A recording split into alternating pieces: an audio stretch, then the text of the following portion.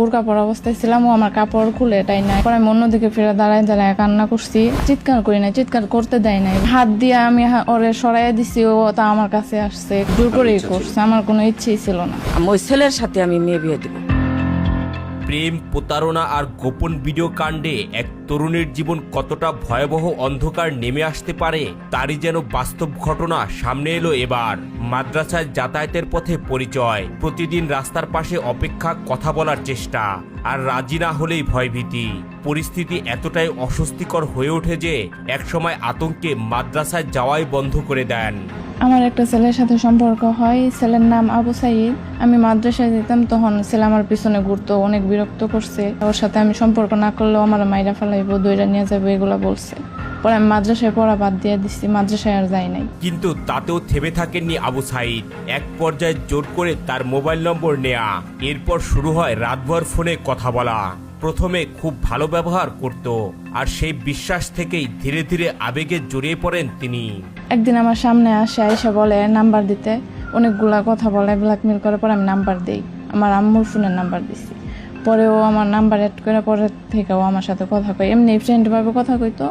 পরে আস্তে আস্তে রিলেশনে আসে। এরপর একদিন দেখা করার কথা বলে তাকে বাইরে ডেকে নেয় প্রেমিক আবু সাইদ। তরুণী জানান, প্রথমে তাকে নির্জন এলাকায় নিয়ে যাওয়া হয়, পরে একটি রুমের ভেতরে নিয়ে আচরণ বদলে ফেলেন প্রেমিক আবু সাইদ। সেখানে তাকে ভয়ভীতি দেখান।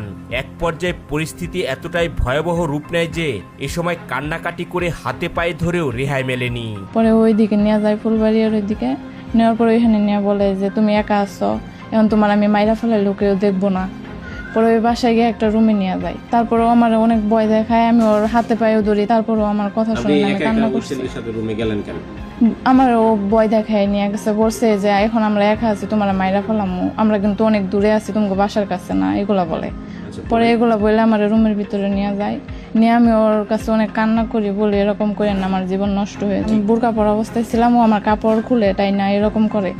তারপর আমি ওরা অনেক না করি, হাতে পায়ে ধরি, কান্না করি, তারপরেও আমার কথা শুনে নাই। হাত দিয়ে আমি ওরে সরাইয়া দিছি, ও তা আমার কাছে আসছে, কান্না করছি, আমি দূরে গেছি। কান্নাকাটি করছেন, আশেপাশে মানুষ শুনে না, আমি তো অনেক চিৎকার করি নাই, চিৎকার করতে দেয় নাই, বলছে কেউ শুনলে যদি কোনো মানুষ আসে তোমার মাইরা ফেলাম। পায়ে পর্যন্ত দৌড়ছি ওর, তারপরেও আমার কথা শুনে নাই, বলছে যে এরকম করলে আমরা অনেক দূরে আছি, তোমার মাইরা ফেলাম। জোর করেই করছে, আমার কোনো ইচ্ছেই ছিল না। এই তরুণীর অভিযোগ, প্রাণনাশের ভয় দেখিয়ে তার উপর চালানো হয় নির্যাতন। এ সময় গোপনে ভিডিও ও ছবি ধারণ করা হয় বলেও দাবি তার। আর সেই ভিডিও ও ছবি পরে হয়ে ওঠে সবচেয়ে বড় আতঙ্ক। আমার বোরকার নেকাব খুলে টান দিয়া, পরে আমি অন্যদিকে ফিরে দাঁড়ায় দাঁড়ায় কান্না করছি, আর ওর পায়ে ধরছি, হাতে ধরছি, যে এরকম করেন না। ও আমার কথা শুনে নাই, জোর করেই খুলে। আমার বোরকার একটা ফিতাও ছিঁড়ে গেছে, ও টান দিছে পরে। ভুক্তভোগী তরুণীর দাবি, ঘটনার পর যখন তিনি পরিবারের সবাইকে জানিয়ে দেওয়ার কথা বলেন, তখনই তাকে দেয়া হয় হুমকি। ভিডিও ও ছবি সামাজিক যোগাযোগ মাধ্যমে ছড়িয়ে দেওয়ার ভয় দেখানো হতো বলে অভিযোগ তার। পরে আমি বলছি আমার বাসায় গিয়ে আম্মুর কাছে বলে তুমি এরকম করছেন, তখন আমার ভয় দেখায়, বলে পিক তুলে রাখছি, এগুলো বলে, আবার বলে মাইরা ফেলাইবো। পরে আপনি সেদিন কিভাবে আসলেন ওইখান থেকে? পরে ওই আমারে নিয়ে আসছে, আমি গাড়িতে নিয়ে উঠাইছে, আর বলছে কারো কাছে কিছু বলবা না। আমি বলছি বাসায় গিয়ে বইলা দিমু, এরকম করছে। এরপর থেকেই যেন বদলে যেতে থাকে তার পুরো জীবন। তরুণী জানান, সেই ভিডিও ও ছবি দেখিয়ে তাকে বিভিন্ন জায়গায় যেতে বাধ্য করা হতো, চাইলেও সম্পর্ক থেকে বের হতে পারছিলেন না তিনি। তারপর থেকে ও আমার সাথে সবসময় এরকম করছে, আমার ব্ল্যাকমেল করছে পিক দিয়া। এর পরবর্তীবার আমি জায়গার নাম জানি না, ফুলবাড়িয়া থেকে আরো অনেক দূরে। ফুলবাড়ি থেকে অনেক দূরে কি কোন রিসোর্টে? ওইটা কিরকম যেন জায়গা, অনেক জঙ্গল রাস্তা, ওইখান দিয়ে গিয়ে পরে একটা জায়গা, ছোট ছোট ঘর, রিসোর্টই হয়তো। তারপর ওইখানে নিয়ে যায়, তারপর থেকে ওই যে ওই প্রথম পিক দিয়ে আমার ব্ল্যাকমেল করে। কিরকম মানে ওই সময় কি আপনি স্বেচ্ছায়? আমি কোনো সময় ওর সাথে ইচ্ছা করে এরকম কিছু করি না। আমার ওইখানে নিয়ে গেছে, কাসিম গাড়ি দিয়ে গেছে, আমার গাড়িতে বলছে যে যদি ওইখানে গিয়ে কোনো কিছু করো তাহলে তোমার পিক ভাইরাল করে তুমি, এগুলো বলছে আবারই। তারপর আমি ওর সাথে ওইখানে গিয়ে বসছি, তারপরে ওইখানে গিয়ে বসার পরে আমার বুঝাইছে, অনেক কিছু বলছে, তারপরেও আমার নিয়ে গেছে। নিয়ে যাওয়ার পর আমি বলছি একবার এরকম করছেন আপনারা, আমি মাফ করে দিছি, কিন্তু এখন আবার এরকম করতেছেন, আমি এবার সত্যি সত্যি বলে তুমি আপনার বাপের কাছেও বলবো। তখন বলে আমার বাপের কাছে বললো লাভ নাই, আমার বাপে এগুলো বিশ্বাস করবো না, তারা আমার বিশ্বাস করে, আমি এসব কিছু করি না। এমনকি অন্য কোথাও বিয়ের কথা উঠলে সেই সম্পর্ক ভেঙে দেওয়ার হুমকি দেওয়া হতো বলে অভিযোগ করেন তিনি। জায়গা থেকে যদি বিয়ের কথা বলতো, ও যদি শুনতো তাইলে ও আমার ব্ল্যাকমেল করতো যে এগুলা পিক নিয়ে ওই পোলারে দেখামো, মাইরা ফেলামো যদি অন্য কাউরে বিয়ে করা আমার না জানাইয়া, এগুলা বলছে। ওইখানে আমার নিয়ে গেছে, নিয়ে ওই যে ফুলবাড়ি যেরকম করছে, জোর করছে, আমার কাপড় করছে, ওইখানে ওইরকমই করছে। প্রথম যেরকম কান্না করে বলছি, হাতে পায়ে ধরছি, এরকম না করতো তখন ওইরকমই করছে। তারপর আমার কথা শুনে নাই, জিদ করছে, জিদ করে এরকম করছে আর বলছে যে এগুলা পিক। ও আমার জোর করছে, ব্ল্যাকমেল করে, তারপর আমার সাথে এরকম শারীরিক সম্পর্ক করছে। যখন নিয়ে যেত তখন যে আমার নানুর বাসায় তারপর আরেকদিন আমার বলতেছে যদি না আসো, আমি বলছি আমি আর কোনোদিনও দেখা করবো না। পরে বলতেছে না আসলে আমার কাছে পিক আছে, এগুলো ভাইরাল করে দিন। ঘটনার এখানেই শেষ নয়। তরুণীর দাবি একসময় প্রকাশ্যে রাস্তায় তাদের মধ্যে টানাহেঁচড়ার ঘটনা ঘটে। এ সময় স্থানীয় কয়েকজন যুবক বিষয়টি দেখে ফেলেন।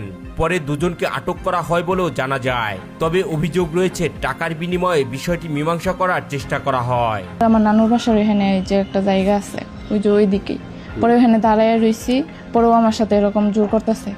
পরে আমি চিনি না, দুইটা ছেলে আসছে, এসে বলতেছে এখানে কি করতেছ? পরে বলতেছে কিছু না, আমরা তো দেখছি তুমি মেয়ের সাথে জোরাজোরি করতেছো। পরে ওরে ধরে বলে বিয়ে করাই দিব, এগুলা বলে। পরে ও ওর আব্বুরে কল দেয়, বলে আব্বু আমি রেস্টুরেন্টে আসছি, খাবার খেয়েছি, আমার 3000 টাকা লাগবো, টাকা শেষ। পরে ওর আব্বু 3000 টাকা দেয়, ওই ছেলেগুলোরে টাকা দিয়া তারপরে ওইখান থেকে চলে যায়, আমার বাসায় পাঠায়। বর্তমানে বিয়ের দাবিতে অনড় অবস্থানে রয়েছেন এই তরুণী। তার অভিযোগ প্রেমিকের পরিবার প্রভাব খাটিয়ে পুরো ঘটনাটি ধামাচাপা দেওয়ার চেষ্টা করছে। এমনকি তাকে মোটা অঙ্কের টাকার প্রলোভন দেখানো হচ্ছে বলে দাবি তার। সে আমার জীবন নষ্ট করছে, এখন আমার তার বিয়ে করতেই হইব। সে যদি বিয়ে না করে আমি মরে যাবো, এটা আমি সবার কাছেই বলছি। তার আব্বু এসে আমার দেখে গেছে কিছুদিন আগে, এখন তার আব্বু বলতেছে আমার পছন্দ হয় না, এগুলা বলছে ওর আব্বু। এখন তারা রাজি না, কিন্তু ছেলে রাজি, ছেলের অনেক চাপ দিছে, এখন ছেলের চাপ দিয়ে তারা বাসায় রাখছে। ছেলে এখন বলতেছে যে ছেলে এগুলো অস্বীকার দেয়, কিন্তু সে আমার সাথে রিলেশন করছে এটা স্বীকার করে। পরে এখন লোক জানাজানি হয়েছে, এটা তো এখন বিয়ে করতেই হইব। এখন তারা টাকা দিয়ে এটা ইয়ে করতে চায়, এগুলো তো আমি মানবো না। আমার জীবন নষ্ট করছে, এখন তার বিয়ে করতেই হইব, নাহলে আমি মরমু। বলে 50,000 টাকা দিব, আপনারা এটা মিলমিশানা করে ফেলেন। তবে পুরো ঘটনাটি এখন এলাকা জুড়ে চাঞ্চল্যের সৃষ্টি করেছে। সামাজিক যোগাযোগ মাধ্যমেও চলছে তুমুল আলোচনা। প্রেম ছিল নাকি পুরোটাই ছিল পরিকল্পিত ফাঁদ, সেই প্রশ্নই এখন ঘুরপাক খাচ্ছে পুরো এলাকা জুড়ে। আসল সত্য কি তা হয়তো সময়ই বলে দেবে। 40 লাখ টাকা দিল, আমি টাকা নিব না। আমার টাকা দিয়ে কি হইব? আমার জীবন নষ্ট করে ফেলাইছে। 10 কোটি টাকা দেয়, পুরা গর্ভবতী টাকা দিল, আমি জীবনও টাকা নিব না, আমার টাকার দরকার নেই। ছেলের বাবা আসছিল, এসে এরা বলে যে আমার মেয়ে নিব, নেওয়ার বলার পরেও আবার দেখা যে এরা বলে যে মেয়ে কালো, মেয়ে আনবো না, এরকম তারা বলতেছে। বলার পরেও আমি বলছি যে আমার মেয়ে কালো, আপনারা নিবেন না, কিন্তু আপনি বলা তো আমার মেয়ের ক্ষতি করছে, আমার মেয়ের এখন তো জীবনটা নষ্ট হয়েছে, আপনারা আমার মেয়ের নিন। ও এখন না নেওয়ার কথাতে এখন বলতেছে আপনার মেয়ের জীবন নষ্ট করছে, আমি 1 লাখ টাকা দিব, আমি টাকা দিয়ে আপনার কাছে মীমাংসা হব।